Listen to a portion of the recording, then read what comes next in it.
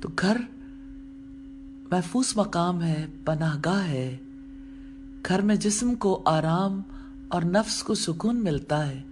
نبی صلی اللہ علیہ وسلم کو کشادہ گھر پسند تھا.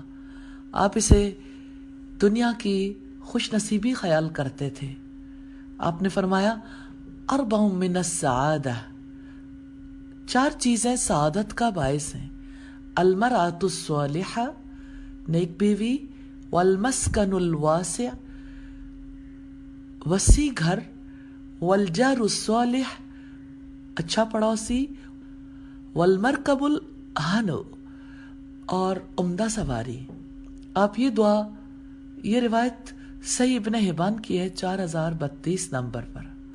آپ اکثر یہ دعا کرتے تھے اللہم اغفر لی ذنبی ووسع لی فی داری وبارک لی فی رزقی. اے اللہ میرے گناہ بخش دے، میرے گھر میں کشادگی پیدا فرما، میرے رزق میں برکت عطا فرما. کسی نے کہا اللہ کے رسول کیا بات ہے، آپ اکثر یہ دعا مانگتے ہیں. فرمایا اس دعا نے کسی چیز کو بھی نہیں چھوڑا. آپ صلی اللہ علیہ وسلم نے گھروں کے بارے میں پہلی بات بتائی صاف ستھرا رکھیں، کیونکہ دین اسلام نظافت والا دین ہے.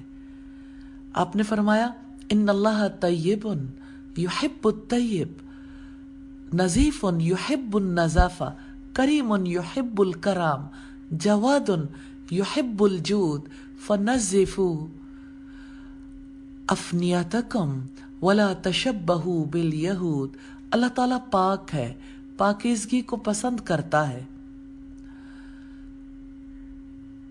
نظیف ہے، نظافت کو پسند کرتا ہے، کریم ہے، کرم کو پسند کرتا ہے، فیاض ہے، فیاضی کو پسند کرتا ہے. لہذا اپنے گھروں کے صحن صاف رکھا کرو اور یہود کی مشابہت نہ کرو. یہ روایت ترمذی کی ہے